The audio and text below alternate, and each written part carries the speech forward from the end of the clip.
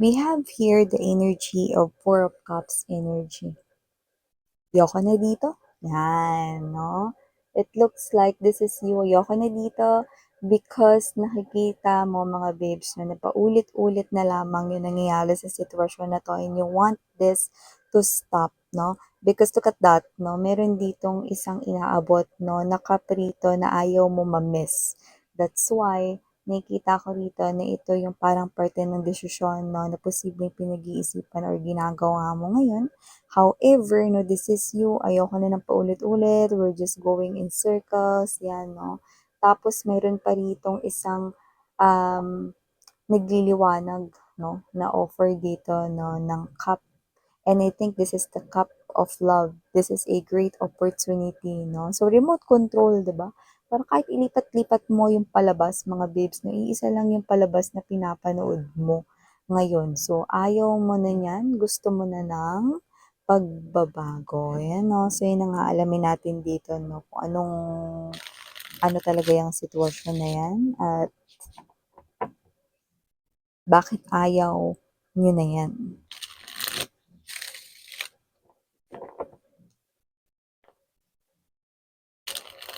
Kasi minsan pag paulit-ulit yung sitwasyon, di ba nakakahilo? Yung pamangkin mo nga ikot ng ikot, sasabihin mo, upo ka nga, nihilo si tita. Di ba?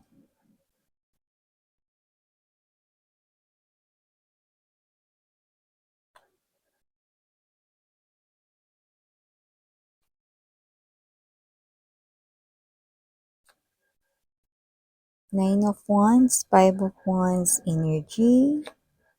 You're seeing something here na parang conflict, no?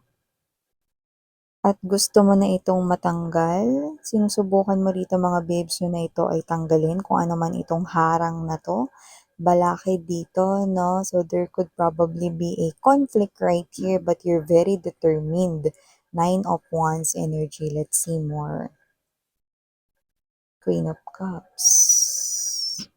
Your feelings ay kasali dito, no? So, ilatag ko muna lahat, no, para dire-diretso tayo mga babes, no. So, Ace of Wands, no, right at the center or heart of this reading, and we've got, okay, the reason, yan, no. Okay. Justice to the Ten of Wands, and we have here the Full card energy. So, you wanted to take a chance sa isang situation and you're taking a risk, a bold movement. So, bottom of the deck here for you guys, the Three of Coins, Lovers, and Queen of Pentacles or the Queen of Coins energy, no? Pero wag ka, nandito din ang King of Pentacles, you know? Matchy-matchy energy. So, lagay natin yun there, mga babes, no? And,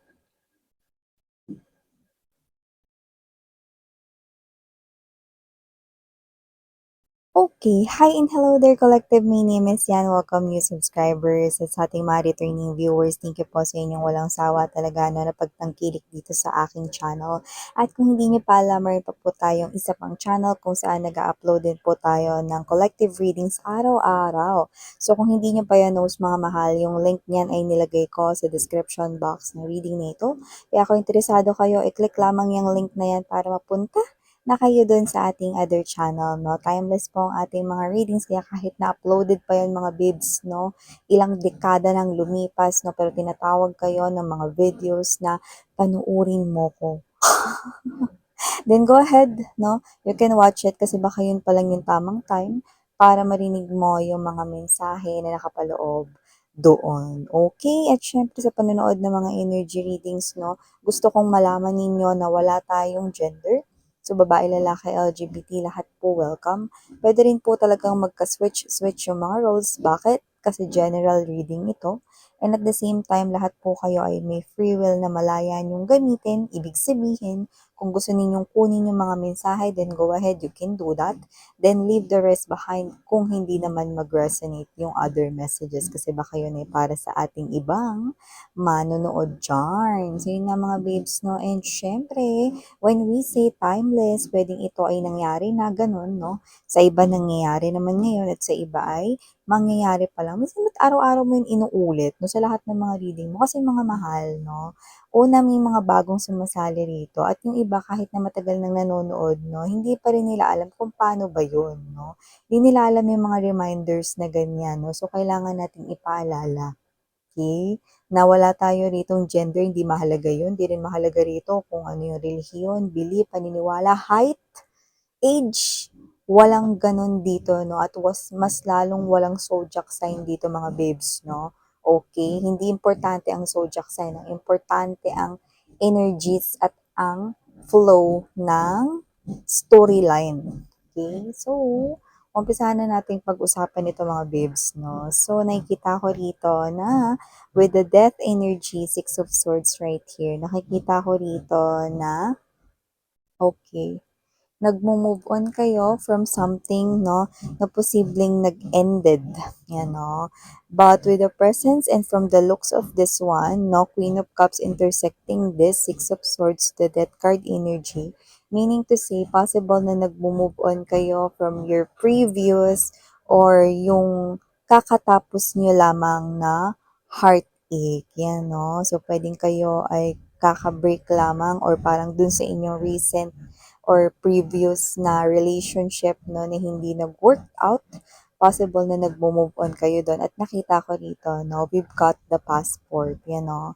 So, the passport in here, no, pwedeng literal yan na kayo to na talagang sineryoso talaga ninyo ng bonggacious, no, ang inyo rito na pag-move on. Pwedeng literal, no, na kung ka-live-in mo yon or ex-husband, ex-wife mo yon, talagang kayo ito, no, na nag-alsabalutan, no? Dinala ninyo yung gamit ninyo, talagang umalis na kayo dun sa inyong tinitirahan, no? Whether nandun pa siya or sa makabilang bahay, diba?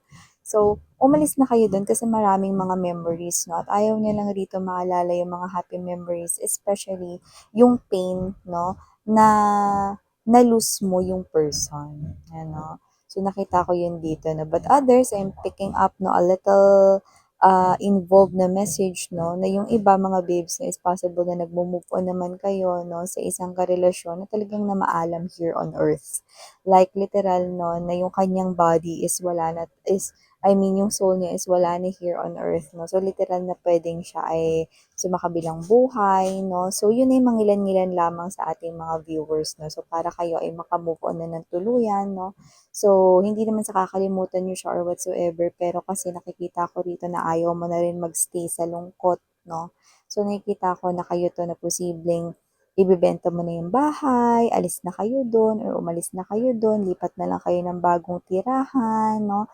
Yung iba, no, na nangungupahan or whatever, nakita ko lipat kayo rito ng bahay. At kahit na yung permanente, pwedeng ipinaupahan mo na lang yun or binenta mo, no, or ibibenta mo, no. So, may ganong thinking, no. This is the meaning of the passport right here with the Six of Swords energy. But most of the energies, nakita kong buhay pa ang inyo ritong ex-lover, no. At kayo to na nagmo-move on na sa kanya, no. Like, literally moving away from the happy and sad memories, no. Heartache na naranasan ninyo or na-experience ninyo, no, with that past lovers of yours. Na bakit? Bakit, no? So, nakikita ko rito na with the Nine of Wands energy, talagang nagpupursige kayo na makamove on, no? So, kitang-kita ko yung efforts ninyo rito, mga sweetheart, no? Na mag-move on dito. Kasi yung iba, parang matagal na rin kayo rito naglilinger dito sa klase ng energy. So, gusto nyo nang ma-detach dun sa attachment ninyo, no? Dun sa pain na na-cause, no, ng inyo ritong past lover, no. Yung iba, pwedeng hindi nyo naman na mahal. Kasi yung iba, nakita ko rito with the Queen of Cups energy, na mamaya sabihin ko sa inyo kung ano yun, no. Kaya ako nabanggit yung hindi nyo naman na mahal yung ex ninyo, pero pwedeng attach pa rin kayo doon sa sakit or pain, no, na dulot ng paghihiwalay, no, or yung hindi na magandang nangyayari sa inyong relationship before, no. That's why it ended with the death card energy. So, nakita ko rito na Kayo ito 'no, na yung, hunting of the past memories 'no, ay gusto ninyong matanggal or maalis kasi nakikita niyo rito with the Five of Wands energy 'no, ito ay isang conflict, ito ay isang problema. It will be a troublesome sa inyo in the future kaya you want this out of your life, you want yourself out from this situation, out from this feeling of sadness, whether that's sadness, out of this feeling of feeling heartbroken about it, no? So you want to move past this, no? Pero gusto ko maintindihan ninyo mga babes that you're doing all right. Okay?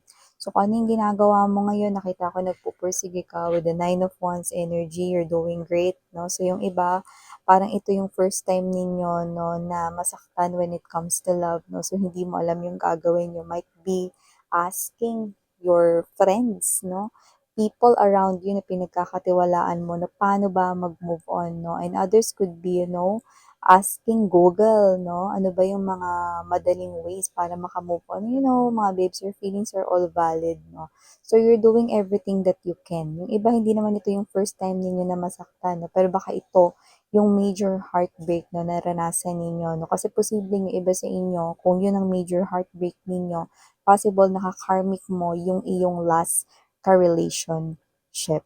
Karmic partner, which means, mga babes, no? Kapag sinabi natin karmic partner, hindi mo talaga siya makakatuluyan ever. Ang role niya lang sa life mo is dadating siya, pwede mo siyang makasama ng medyo-medyo matagal, pero hindi mo siya makakasama dun sa tinatawag na road to forever. Kasi ang kakarmic ay magiging kapareha mo lamang, no? Para may matutunan kayong leksyon, no? So, it so happened long ago, no? Na merong kontratang pinirmahan ng inyong mga souls, no? Agreeing na after natin matutunan itong mga lessons na ito, then maghihiwalay tayong dalawa. So, that is karmic, no? Pero para mas maintindihan niyo yan, nilalagay ko yung link dyan sa baba, no? Ng ibig sabihin ng karmic, no? Sa pagkaka-explain ko ng brief, no? Yung mas malinaw, maikli, no? Para mas maintindihan ng madla. Yan, no? So, pwede niyo panoorin yan. Nandiyan din yung ibig sabihin ng soulmate, mga babes, no? And also yung twin flame kung gusto ninyo na mas maintindihan ito, no? Sa mabilis na paraan, 'no. So yun nga 'no, maliban diyan nakakita rin ako rito 'no, ng dahilan kung bakit mo yan ginagawa. Kagaya nga ng sinabi ko sa inyo na puwedeng matagal na rin kasi itong nangyayari 'no. And with the Queen of Cups, you are appearing here as someone 'no, na mukhang meron ka ritong gustong mahalin 'no. Nakita ko rito na gusto mong pumasok sa isang bagong passionate new beginning sa love. Yan, no? So, pwedeng meron kayo rito nagugustuhan, napupusuan, minamahal, no? Pero ayaw mo na makasagabal ang iyong nakaraan, yung mga alaala ng iyong mga mampapait na kahapon dito sa bagong relationship na ito. Kaya ka nagmo-move on dito, no? Kasi ito yung dahilan kung bakit mga babes kayo nagpupursiging makaalis sa inyong past, no? So, nakikita ko dito that Queen of Cups energy, pwedeng mahal nyo na yung person na yun, no? Pero more likely, gusto nyo siyang mahalin ng buo. Yan, no? At kung sino siya, King of Pentacles energy lang naman. Pwedeng katrabaho, pwede rin naman, no, mga babes na hindi mo siya katrabaho, okay? Pero nakikita ko dito na posibleng siya ito na merong magandang trabaho professional. Pwede rin naman na siya ay may mataas na rank or higher designation or position sa kanyang pinagtatrabahuhan at pwede rin may negosyo siya. Yun yung nakikita ko rito. Pwedeng na-meet mo to sa workplace, pwedeng nakilala mo through ikatrabaho rito, no? Or pwede rin naman mga babes, no, na kung kayo ay may negosyo, pwede rin na isa siya sa mga um, what's this, tumatangkilik ng mga products na sinisell or services no, na sinisell ng iyo ritong negosyo, no, if ganun man, basta related sa pera or trabaho, no. Pero more likely may mga mataas rin tayong potential, no, na kung sino naman to, pwedeng hindi naman kayo related sa trabaho, pero maganda yung kanyang posisyon pagdating sa pinansyal. Yan, no? Tingnan mo, King of Cups intersecting the Queen of Pentacles energy. No? So, you want to give justice pagdating sa area ng iyong love life, no? With the Justice card energy.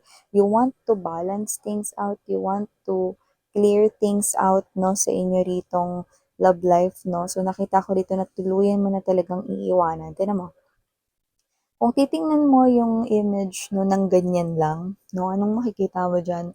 Alas sa balutan 'no, nilagay mo na lahat ng gamit mo diyan sa mga boxes na 'yan, may dala ka pang tote bag dito 'no, ta's meron pa ritong picture ng 'yan 'no, house 'no. It's like mapa mo na rin 'yan, parang Waze mo na rin 'yan 'no, papunta ka na rito 'no, sa bagong home 'no, dito sa new life na binubuo mo 'no. So, nakikita ko rito na gusto mo maging malaya na from your past 'no, at gusto mo na itong ibagsak 'no, yung um, mga nakaraan mo 'no, at iwanan ito 'no, bago kayo makarating dito sa bagong chapter ng inyong life na with the full card energy definitely gustong-gusto mo talaga ng pagbabago. I'm seeing you taking risk, taking chance right here 'no, and the dog right here symbolizes a loyalty and faithfulness 'no, because you want to give your love to someone new. You know, may bago kang gustong pag-alayan 'no, ng iyong pag-ibig. Gusto mo na ng new chapter, new passionate chapter sa inyong love life at nakikita ko rito na yun yung pinakadahilan kung bakit nagmo-move on kayo rito ng buong lakas at buong tapang 'no. So, in the future, with the Three of Coins energy, the Lovers card energy, Queen of Pentacles, ito yung pinipili mong desisyon 'no, yung mag-build ng bago, ng solido na pundasyon 'no, or foundation dito 'no, or legacy sa isang person 'no, na alam mo na makakaagapay mo 'no. Tingnan mo, Three of Coins ito, pero dalawang tao lang yung nakikita natin dito. So definitely, I'm seeing two people right here working on this relationship 'no, for the betterment 'no, at sa pagiging maayos pa ng inyong connection. See, napakadetalyado. Nakikita ko rito na walang bagay na makasisira sa inyo at walang kahit na ano rito yung hindi ninyo malalampasan 'no, dahil sa umpisa pa lang magbi-build na kayo ng something na matibay 'no. And with the Lovers card energy nakita ko rito na eto na 'no, eto na that you're giving yourself to this person right here wholeheartedly and completely 'no. So nakita ko rito na nagma-match na mas lalo ang inyong energy sa future with the King of Pentacles, Queen of Coins energy. I'm seeing na ang pinakamamamayani sa inyong dalawa ay ang pagiging tapat sa isa't isa. Ayan o, ang taray guys, no? So it looks like you already found love and you want to be completely na talagang malayang mahalin ang bagong taong ito. And yeah, deserve ka niya, deserve mo din siya. So yeah, ito yung mga mensaheng nakuha ko here for you guys. For some reason, nakita tayo rito ng mga numbers na posibleng birth dates ninyo or number na mapagka sunduan ninyong maging anniversary but doesn't have to be. I'm seeing number 3 and number 6. Yan, no? So, just take how this resonates. And again, I'm Yuriana Oni Sarang Heyo, Love in Light. And